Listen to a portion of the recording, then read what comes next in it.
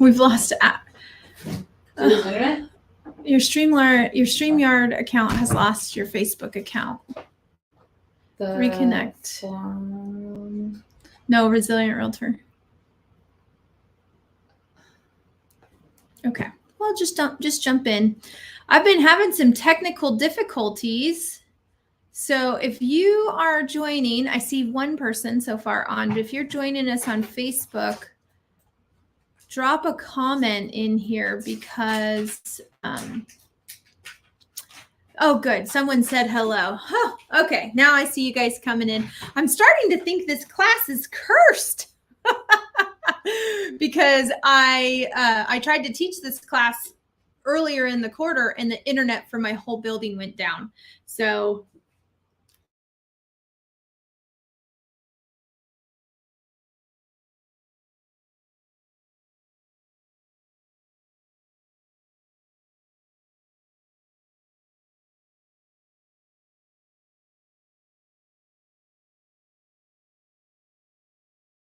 I still have internet. Yeah, you froze. Oh my goodness. Oh, we're back. We're back. Well, I'm just gonna go because we're gonna go into the class because this is not cursed. This class is not cursed, and we're gonna make sure that we get through this content. So, this class is all about, having a business plan and, never going back to it. So many times I work with agents and we put together a business plan and then we get going into the year and they never look back at the business plan. So what I want to do with you guys today is start to think about how can we work from a big business plan and go into a 90-day cycle. So that's kind of what it really is. If you're new to the Resilient Realtor Facebook group, my name's Christy Jenks. I'm your teacher today, and I am a mom. Happy Mother's Day to all of the moms that are joining us right now. I am a mother of 7. I'm a real estate agent here in the Southeast Valley of the Phoenix metro area.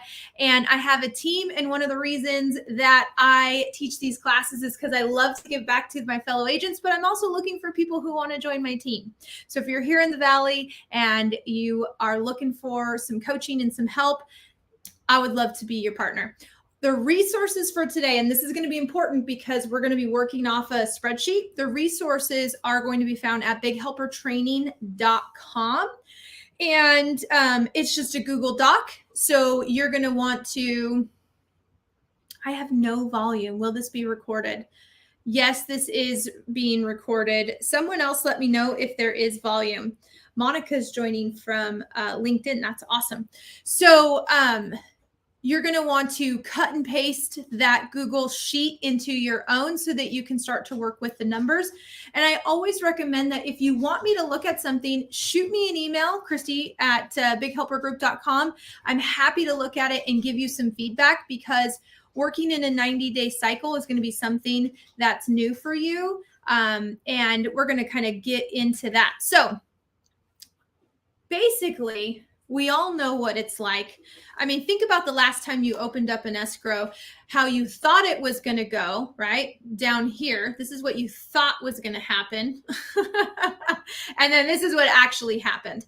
It's the same for our business plans, right? At the beginning of the year or the end of the year is typically when we make ours in fourth quarter is, we map out everything that we want to do. And then, of course, life happens. Changes happen. The Fed say they're going to raise interest rates another, 50 basis points. And, here in the Phoenix metro area, inventory is up 30% in just a month. So that takes our MSI to right around 4.4 to 0.7. So, definitely didn't write that into the business plan. And that's why we have to come back. But it is very important to know where you're going. So that's actually what we're gonna do. We're gonna talk about. So the first thing that we're gonna look at is the plan. And if you haven't done a business plan, I actually have a class. You can check that out on YouTube. And there are some resources to go with that. But basically, we have to have a target. We have to know where we're going so that we can break it down. Then from there, we're going to focus on a couple different pieces. We're going to focus on lead generation and lead follow-up. We're going to talk operations and systemize and structure. Then we're going to talk marketing. And of course, with any good business pillar plan, we definitely need to address accountability. So that's the plan for today's class. And let's start by talking about a target. Now, again, this class is coming from a place of you've already decided I'm going to sell 30 homes this year, or I'm going to do 40 million in sales volume. Whatever your goal is, that has been set. And now we're going to break it down into the next 90 days. You don't have to do this quarter 1, quarter 2, quarter 3, quarter 4. You can actually just start your next 90-day cycle today, because the most important thing is that you are planning ahead and breaking it down into small chunks. So let's start by talking about the goals. So a couple of the things that we're going to want to know for the next 90 days is, actually it's only May 6th. So let's just talk about May, right? What's the target for May? How many units do we want to close? What's that in GCI? What's that in sales volume? And then a budget. Do we have a budget? What are my expenses going to be? And then, of course, I'm suggesting that we actually track our net, right? So GCI is gross commission income. That's before your splits with your broker or your team and any expenses. So if we know that we want to close a certain amount of units in a month, we have to backwards map how we're going to get there. So it's also important to have an appointment goal. Let me know, do you guys have monthly appointment goals? Are you actually saying, hey, this week I want to go on this many listing appointments, or this month, and this many buyer appointments? Let me know, chime in, and let me know, are you guys setting appointment goals every single month? And then, of course, we also need to be looking at new business coming in. Okay, so not just tracking the lagging indicators, which would be closed volume, closed GCI, and closed units. We need to say this month, I'm actually going to sign 2 listings and I'm going to put 2 buyers under contract. So these numbers need to be broken out into the next 90 days. So if we were doing this, and I'm going to click on this, which is going to open up our spreadsheet. If we were doing this for our business, we would actually be looking at, I'm just going to hide this. We'd actually be looking at May, June, and July. That would be the 90-day cycle we would be working through right now. So we're going to go through, and I'm actually going to make a copy of this so that way I can delete it at the end, and then you guys will just be able to, you'll be able to come in here and access everything. Oh, no problem. Don't tell me there's problems. So the first thing we have to do is decide what our goal is going to be. So let's say that, my goal for May, and this would already, because I've already built my April plan and I knew what I was going to put under contract in April, I would already have this pending. So you might just look at what you have pending and you could say, you know what, I have 2 units pending, and that, I've got 600,000 in volume pending. And then you can figure out the GCI on that. Right? And kind of go through there, figure out your expenses, and then figure out your net. So it is important that you put in what your goal is, and it's going to lag. Remember, everything that you guys are doing right now is going to show up in 60 to 90 days. So that's really important to remember, because that delayed gratification is hard for anybody when I'd rather be out on the lake today. It's a beautiful day. I could go out paddleboarding, but instead I'm going to make my calls, go on appointments, because I know everything that I do today is going to show up in the future. So now I've actually put in a really cool little tracker for you so that you could figure out. Ideally, I've already done this annually, so I know what I need to do. So for my business plan, I actually already know these numbers because I've taken 12 months and decided based on my seasonality, which months I'm going to do what. But a couple other things we need to do is we need to look at appointments and what we want to put under contract. So I've created this little appointments tab. And it's pretty easy.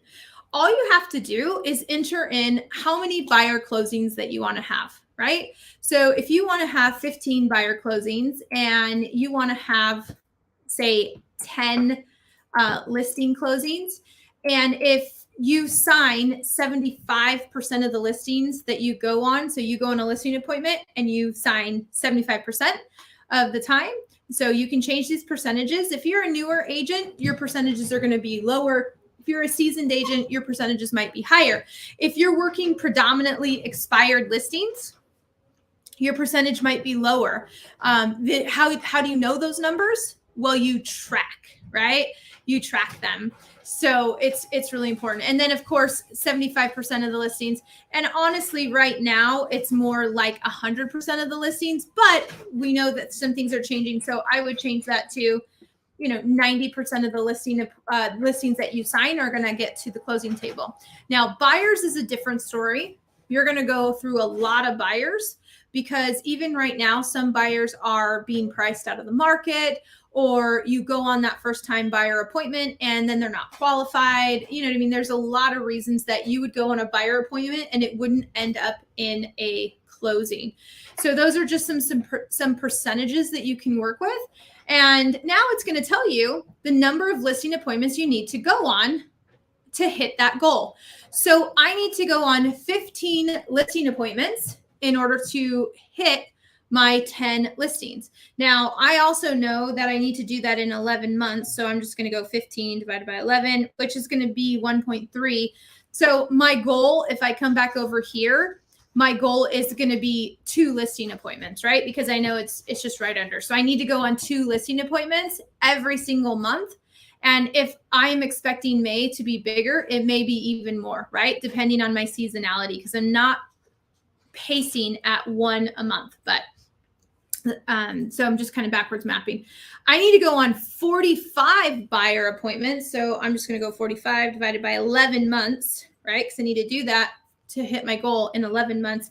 And I need to go on 4 new buyer appointments every single month to be able to hit that goal. So I'm going to come in here and hit 4.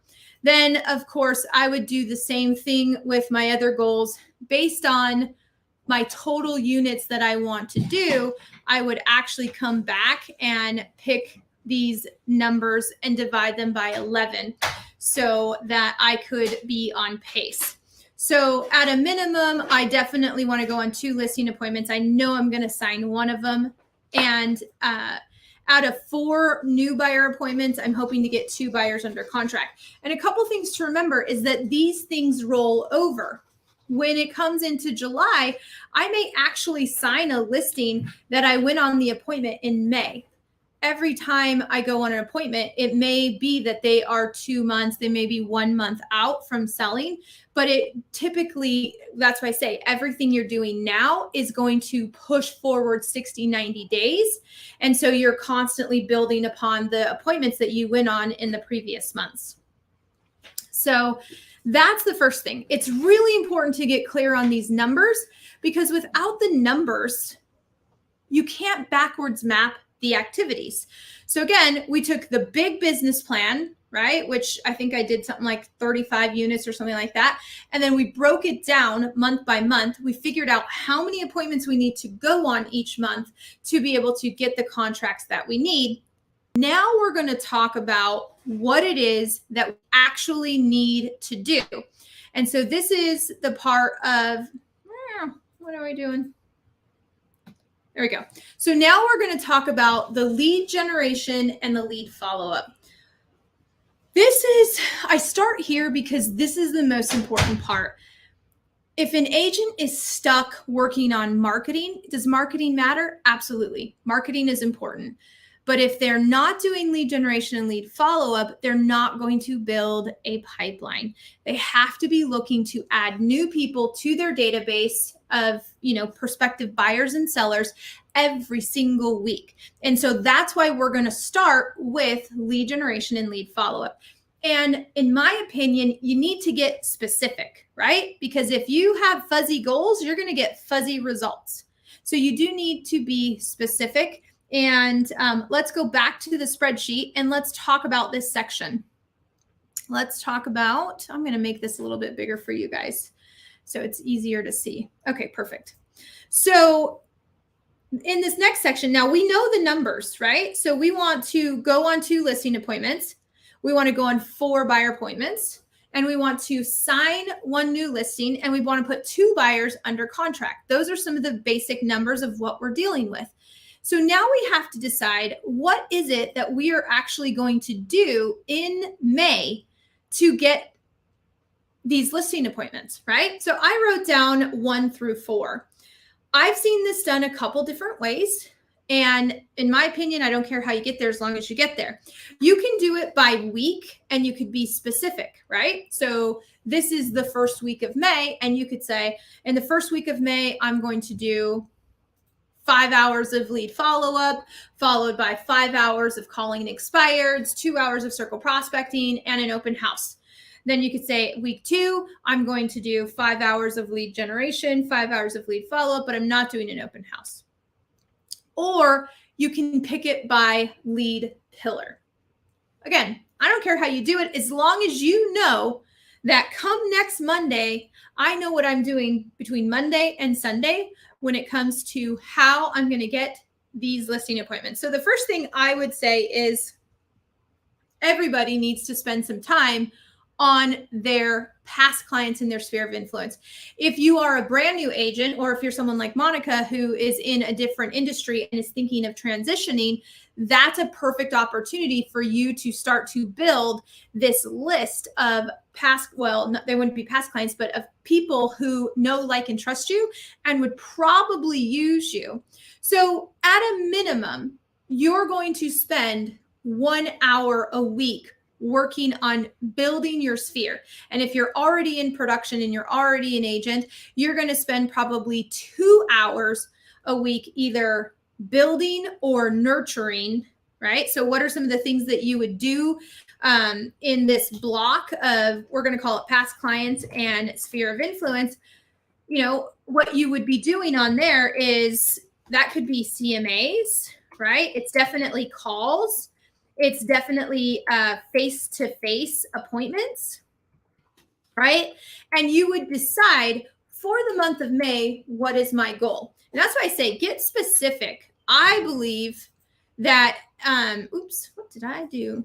I believe that you should be doing at a minimum 1 to 2 hours a week, right? So that might be 5 hours. Right? So you say, in May, I'm going to do 5 hours, and I just know that's going to be 1 hour a week.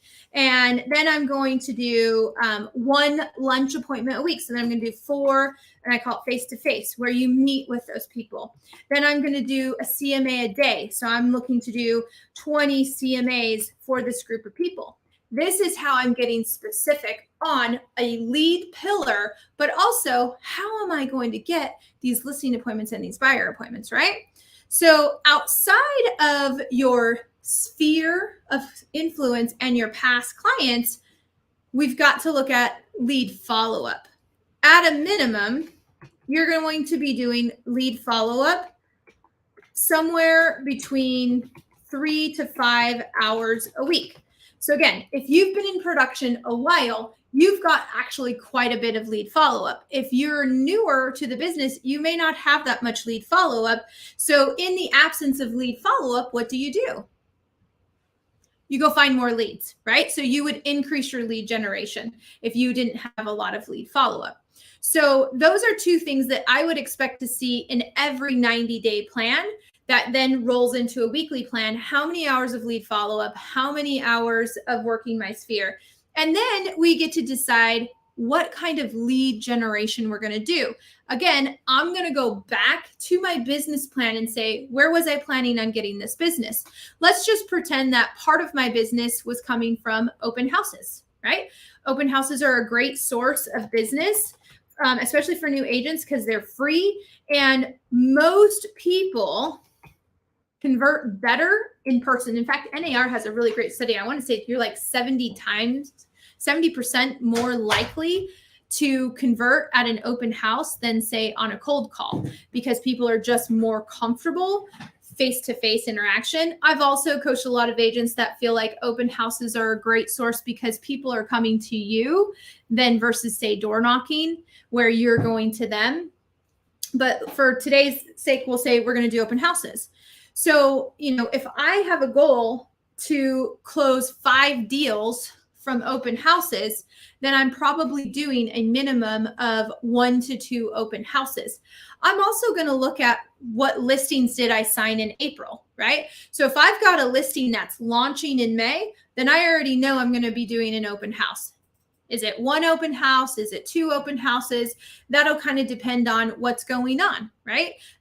In the summer, your schedule may change. Again, I told you guys I'm a mom of 7. So in the summer, my schedule's totally changed because kids are out of school. We're doing some family traveling. I'm going to look at my schedule and say, okay, in May, I'm in Dallas next week. Then I'm in Anaheim the week after that. And then we're in Idaho for a family reunion. I might only be able to get 1 open house in. So I'll say 4 hours of open house. That's kind of what I'm working on for lead generation. So right now, I only have 4 hours of lead generation in my schedule. And I know that that's probably not good enough to be able to go on 6 new appointments. Now, lead follow-up would handle anything that came in from online or say came in from Team Leads, Google Business, wherever you get your online leads, right? That would be chunked into lead follow-up. So then I have to decide, well, what am I going to do? Right? Am I going to door knock? Am I going to circle prospect? Am I going to focus on expired listings for sale by owners? What it's not, I'm going to send an email. That's marketing. I'm going to do social media. That's also marketing, right? You have to think about what is lead generation and lead follow-up. It's active. It's where the agent is taking, Monica's from Idaho. I'll be in Rigby, Idaho at the end of the month for a family reunion. So lead generation is active. It's something that you're doing. It's not passive. Marketing is passive. So when an agent tells me, what am I going to do for lead generation this month? And they say, I'm going to send a postcard. I say, that's awesome. And I'm super excited you're sending a postcard, but that's marketing, right? There's only a couple ways to lead generate. And I just named them. You can open house, you can door knock, you can call expireds, call for sale by owners, call cancel listings, circle prospect, which is basically cold calling, right? You can work your sphere, right? And call and do CMAs and ask for referrals, right? All of that. But it's really not something where you're passively just sitting back and sending out a postcard or posting something on social media or making a video and posting that and then waiting for the phone to ring. So I would also probably put in here, I have a lot of clients that I know Janice was planning on being here. One of the things that she does is circle prospecting, right? So we could put circle prospecting in here. And I know she tries to do that for at least a couple hours a week. So we would say 3 hours, or it would be 12 hours total for the month, right? So the most important thing is I want you to be specific. This is your roadmap. So in order to put something in here, I'm making a commitment, okay? I'm actually saying I'm going to do this. I need to look at my calendar to know what I can commit to. Right? That's really important because this is how I'm going to get those appointments. And that's really important. So we'll swap back over to here. So lead generation should consist of 70% of your schedule. I want you guys focused on income generating activities. So that means that outside of the 70%, we're going to talk about more of the operations. This is where I see a lot of people spend more than 30%. So they want to spend, say, 50 or 60% of their time working on projects, just the tasks, the minutia of the business. And then they want to spend less time on lead generation and lead follow-up. And that's backwards. And it's really important that you get those percentages correct. So when it comes to the operation side, we're talking about skills, habits, and systems. I love what Stephen R. Covey says about it in his book, First Things First. Oh, and it's also in the book, oh goodness, what's it called? The 7 Discipline, or no, what's the one that's the Wigs? What's the name of that book? It's one of my favorite books. The Wildly Important Goals. 4 Disciplines of Execution. I said 7, but it was 4. That's 7 dysfunctions of a team. So in the book, The 4 Disciplines of Execution, they describe it as the whirlwind versus the wildly important goals. So a lot of times what happens is that we get caught in the whirlwind, and we spend 80% of our time in the whirlwind, which is reacting to everything that's going on around us. And it only gives us a 20% return. What they're suggesting, both Stephen R. Covey and First Things First, also in the 12-week year, which is something I'm going to be kicking off here in a couple of weeks with my team and implementing the 12-week year, is that we focus on something that takes 20% of our time and gives us 80% output. And that's why it's called systems and operations. So let's jump back into our spreadsheet, and I'll give you some examples of what we're talking about. So based on what we are working on from lead generation, we can naturally backwards map some activities that are going to help us. So let's just start with circle prospecting. If this is a new lead pillar for you, one of the things that you would really want to operationalize, or a skill or a habit that you would want to implement, is probably learning a script, right? So you might say, I need to role play 3 times a week and memorize a circle prospecting script. That would be something that you would actually put into your calendar and set aside a time to be able to do. Now, another example is I'll have someone come to me and say, this is one that a lot of people are working on. They'll say, I need to redo my buyer's presentation, right? Oops.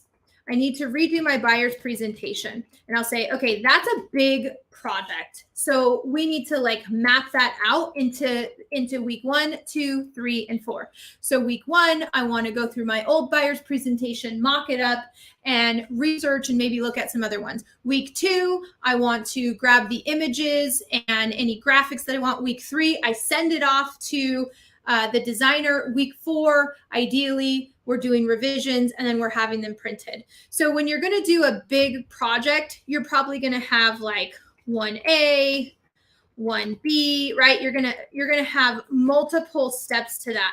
And if you're taking on a big project like a presentation, like a buyer's presentation or a listing presentation, you wouldn't put that in the same month, right? You would not work on your buyer's presentation in the same month that you're working on your listing presentation, merely because I already told you guys, this is only going to account for 30% of your time.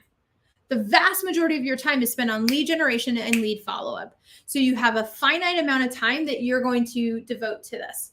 Now, I mentioned in systems operations, we're talking about habits, we're talking about systems, structure, and even skills. So you don't have to have 4 things. But again, some of my clients like to do week 1, I'm going to role play 3 times, and I'm going to investigate templates on Etsy for the buyer's presentation. Week 2, I'm going to role play 3 times, right? So you can break it out by week, or you can just put your objectives.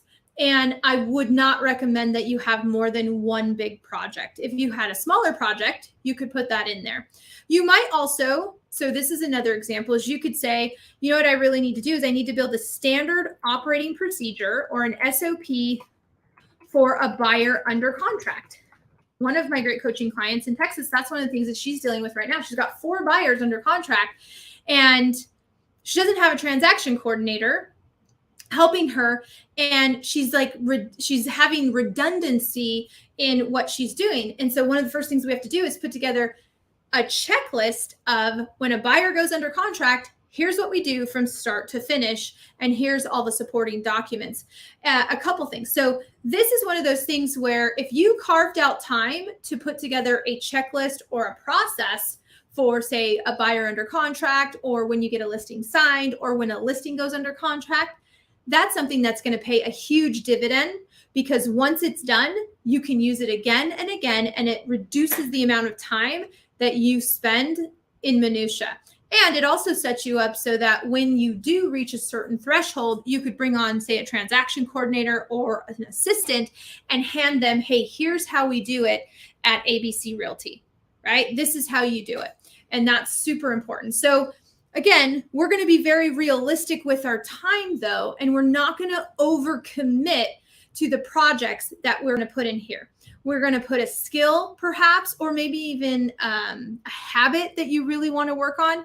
And then 1 or 2 projects at the most that we're going to focus on throughout the month, because you're probably only going to get 1 strategic block a week, right? So I'm not working on my listing presentation every single day. I'm probably pulling out an hour, maybe 2 of my week to work on the listing presentation. And that's why I'm probably not going to finish it in 1 week. That's okay. Because the most important thing is for me to do those 3 to 5 hours of lead follow, or to do an hour of lead follow-up, to do an open house, and to do 12 hours of circle prospecting throughout the month. So again, keeping your priorities straight. If you guys have questions about this, or if I'm going too fast, you let me know. So the other thing that we want to talk about outside of systems and structure is the marketing part, right? Marketing is one of those black holes that agents fall into. And I'll just be blunt. We are not marketers. We're realtors, right? Like our primary job, well, that's not true. My primary job as a listing agent is to market a property. And I absolutely have tools and systems that allow me to market properties. But when it comes to converting, great converting email campaigns and all of these other, designing an every door direct mail postcard and design, graphic design, those kind of things, that's really not an income producing activity. But most of us start out as a solo agent and we wear all the hats. So I'm going to show you a couple key things that I believe should be in your plan so that you are not, neglecting marketing, but you're also not out of whack by spending way too much time in marketing and not enough time in lead generation and lead follow-up. So what that looks like is we're going to look at two main pieces. We're going to look at Google Business and we're going to look at social media, specifically video. So when I'm working with a client, one of the things I want to make sure is we set a goal. Remember, I told you, where are we going? We have to have a plan. So when it comes down to marketing, let's say that I was doing an open house, I could say on here, or I was launching a listing. One of my things for the month could be that I need to do a postcard, right? A postcard for the listing, right? That just closed or something like that. That would be considered a marketing project. If I was doing, it's Mother's Day. So maybe Mother's Day this weekend, maybe I was planning to do a client event or a client drop by, or maybe I was even doing pop buys for my client, right? Anything that I'm going to do with my sphere of influence that would be a pop by or an event, that could be marketing. One thing that I really love to see on all of my clients' list is a market update, preferably in the form of a video. And then they email it and they put it on social media, right? And even YouTube if it's a video. So that's one of the things that I would consider marketing that's really important and should happen every single month, especially right now. Just think in the past week with some of the announcements that have happened with the Fed, raising 50 basis points and things like that, people start to get really uncertain. And if you can explain to them what's going on in the market and what does that really mean for mortgage rates, right? What does it really mean? Then you're going to be the person that they call because you've built a level of trust and you've provided immense value.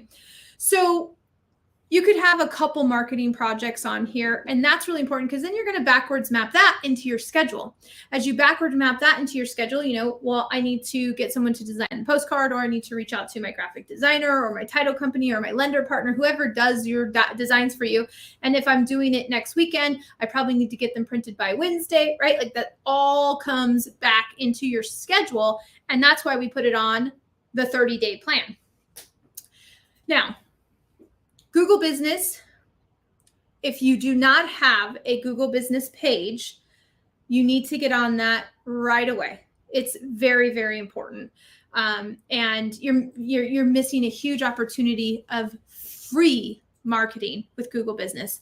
I do have a Google Business session that we did, and it's on the Resilient Realtor YouTube channel, so you can go back and watch that.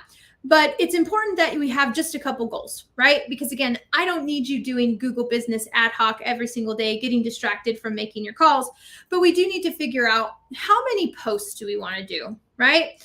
So I am of the opinion that you should recycle your posts from social media. You can also, of course, use your listings, your closings, and things like that. So at a minimum, I would say you want, on the post side, you want 3 times a week. So you could say 3 times a week, or you could say 12 total, right? So let's just go 12. So our goal for the month is to have 12 posts on your Google Business page. Then we have to decide photos, because you also need to be adding photos to your Google Business. What kind of photos do you want to add? Well, there's everything, right? Your listings, any showings that you do that were interesting, basically anything that you share on social media. If you're eating at a local restaurant, you can add that kind of photo. So behind the scenes of the real estate world, in the office, writing offers, going on appointments, and then of course, utilize your listings. People like to look at houses, right? That's why there's HGTV and a million different, shows of people looking at homes. That's why Zillow, is so successful, because people love looking at homes. I'm guilty of it. I was in Key West a week ago, and of course, what did I do? I'm like, I wonder how many these homes are. So I go onto Zillow and I'm looking at homes, and I'm kind of going through, and people love to look at homes. You have to have photos on there. At a minimum, you need 12. Every single month. So again, that's like 3 a week. You could potentially add more. And the cool thing is, actually, you can do it from your phone. You can also schedule them. There are tools that allow you to schedule Google Business. Products. You need to add at a minimum 1 product a week, because if you have an IDX website, right, then you have unlimited ability to post products. Right? One of the it homes here in the Valley is a single level home, 4 bedrooms and 3 bath with a pool and a 3-car garage and an RV gate. Well, that's just a search, right? Single level, 4 bedrooms. I can put that in on my website, grab that link, and now I can create products. And I can say Chandler, single level homes, 3-car garage, 4 bedrooms with a pool. Gilbert, and same thing. And those can become products. So again, your listings are also products. Your services are products, and you want to have at least 4 products a month. So that would be 1 a week.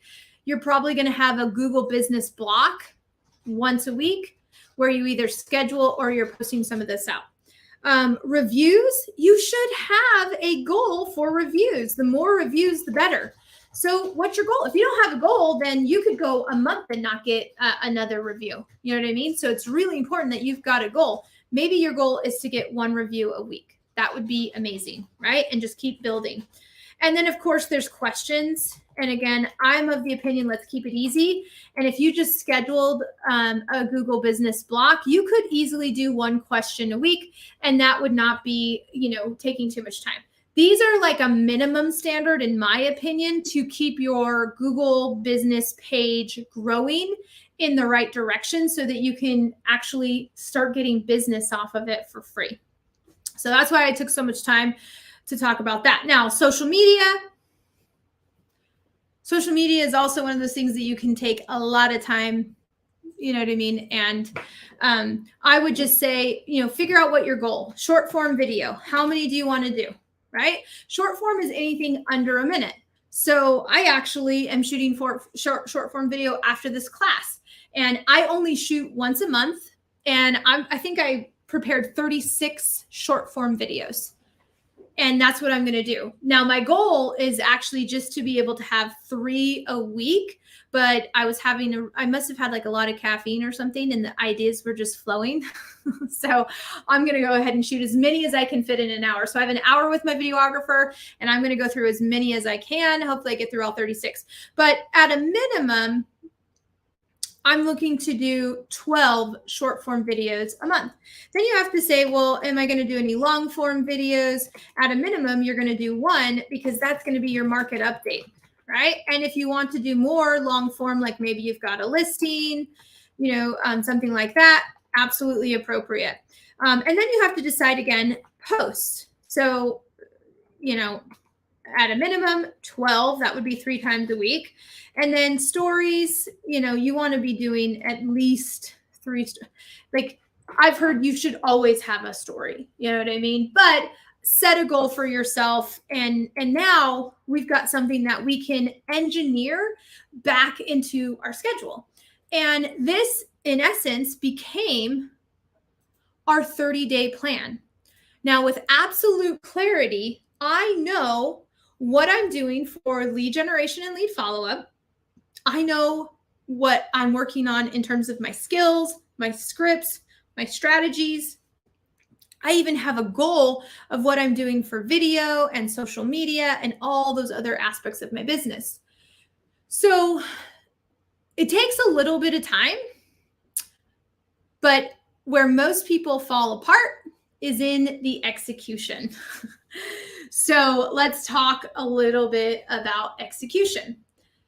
The first rule is to remember, I want you to be using the highest and best use of your time. Okay. That's the number 1 rule. It's all in the execution. In fact, I'm doing like 4 short form videos on this today. Because I've reread the 12-week year with my team and some of my coaching clients. And one of the things that he said is that most people create a plan and then they don't execute on it, and they think there's something wrong with the plan. So they want to change the plan. But instead, he says over 60% of the time, it's a failure to execute. Because let's face it, I put in there 12 hours of circle prospecting in our plan. Who is super excited for that? If you are, kudos to you, but most of us are not going to be really super excited to cold call, right? Those of us who understand that every no gets us closer to a yes, well, yeah, maybe then you've got a little excitement there. So this execution is so important. Now, if we did execute on everything and we didn't get the result, then we can go back and look at the plan and the strategies and the tactics. But most of the time we need to remember, focus on the highest and best use of your time. In the example that I just gave you guys, we were going to be working on Monica's reading the 12-week year. That's awesome. We were going to be working on the listing presentation. So if you executed on the listing presentation and you executed on the SOP for buyers under contract, but you didn't get any of your prospecting in, you would have a failure to execute. And that's one of the things that I see that keeps an agent from hitting their true potential. So once we have the plan, we need to remember, focus on the highest and best use of our time. And you really do need to ask yourself, is this something that I should be doing? Or could it be done by somebody else? And sometimes it's a matter of who and not how. That's another one of my favorite books. And if you can't afford that, then you really have to be mindful of the time that you're spending on these things and really work towards getting the help that you need. Now, of course, it needs to go into your schedule. If we have the plan and we don't ever look at it again, it'd be just like having a business plan that we don't look at again. I'm actually going to go back to this 30-day plan. And for me, mine actually comes into my accountability book. right? And so my plan for the month and for every single week, I know, and I'm even tracking. So I'm tracking that I did my hour of power. I'm tracking how many appointments I've gone on. So it stays in front of me. And what that allows me to do is that when I have, say, a 10 or 20-minute gap in my schedule, instead of just, I'm not going to pretend like I don't zone out on social media, but instead of just zoning out on social media, I can come back here and be like, oh, that's right. I was going to, do a CMA for the Joneses. And then I could use that 20 minutes because I'm looking at the items that I committed to a week in advance and a month in advance. So you guys schedule it. And then, of course, be very realistic with your time. I'm very leery of people who overcommit. I've seen schedules that are time blocked out and they're absolutely gorgeous and there's no buffer zones in there. So one of the things that you want to do is don't overcommit and have some buffer blocks. A buffer block is for, like when I get done teaching this class, I have a little bit of a buffer block. I'm going to go into my email. I'm going to go into my text message. I'm going to go into my voicemails and respond to anything that's urgent. If I didn't have that buffer block and I went straight into another meeting, then I would have a lot of like residual stress because I'd have, things that I know that are lingering. But let's say that I was going to go directly into a call session. I would be so completely distracted because I had already spent an hour in a meeting and I wasn't checking my text messages and I wasn't checking my, my voicemails and things like that. And because of that, I would feel very, uneasy. So having a buffer block after, say, a call session will help you to not overcommit. But also when you overcommit, if one thing goes sideways, your whole schedule unravels, right? And it's important to remember that you want to be realistic with your time. Typically, the thing that comes back when I'm working with somebody and I say, okay, so let's break down how did the last week go? They'll say, it took longer than I thought. And a lot of times that's true. Right? So the execution of this 30-day plan is so important. And then remember, I'm going to do this 30-day plan every single month. I'm going to map out 90 days, big picture, how many units, how many appointments, and then month over month, I'm going to break it down into the actual strategies and tactics that I'm going to use to get those results. Now, it's also important that at the end of the month, specifically at the end of the quarter, you want to be able to go back and evaluate how it worked, right? So one of the things is I'm going to look at my return of investment. What kind of, if I spent $100 on Facebook ads, how many leads did I get? How many appointments did I set? And then be able to go on. That's one of the things that I find a lot of people don't look at. If you did postcards, how many calls did you get? How many registrations on your website did you get? What was your cost per lead and your cost per sale? So it's almost like, and that's actually, I think I don't even have that on there, but that's also looking at your profit and loss statement, right? How many agents don't even have a P&L? The vast majority of them. And then they wonder why they sold all these homes and didn't make any money. It's very possible to be a multi-million-dollar volume agent, bringing home some shekels because you didn't pay attention to where the money was going. So I look at the ROI on everything that I'm spending. I also look at the leads. So again, I took the time to do an open house. Was the open house effective? Right? How many people came into the open house? Of the people that came in, how many did I get registrations for? Of the people that registered, how many people did I talk to and then subsequently set appointments? Because if I've done open houses, say 3 months in a row, and I'm not working with somebody, that's something that I got to go back then and with my coach or with my peers or my broker, right? Talk about, hey, what's going on here? I'm doing open houses. It's not working. Do I need to change my script? Do I need to change my strategy to be more effective? If you don't evaluate these kind of things, you're just kind of running in circles, right? I'm also going to, this is kind of where we step on the scale, right? And we say, okay, how many appointments did I set? And of the appointments that I set, how many did I go on? Because not every appointment you set ends with an actual meeting, right? People are notorious. They come and go. Sometimes they show up, sometimes they don't. And then how many deals, right? So again, that's going to put me into the next month. And then I make sure to put on here, after that, you need to iterate, right? If it worked, great, rinse and repeat. If something didn't work, let's evaluate and say, what could I change so that I can get a better outcome, right? Or maybe you were a baller and you executed on all of your strategies, but you were also exhausted and had no personal life and your family misses you, right? Like that could also happen. And so you would iterate and say, you know what? I actually need to build in some family time, or I need to build in some self-care time because I worked so hard that I'm starting to reach burnout. And that's something that we definitely don't want is to have burnout.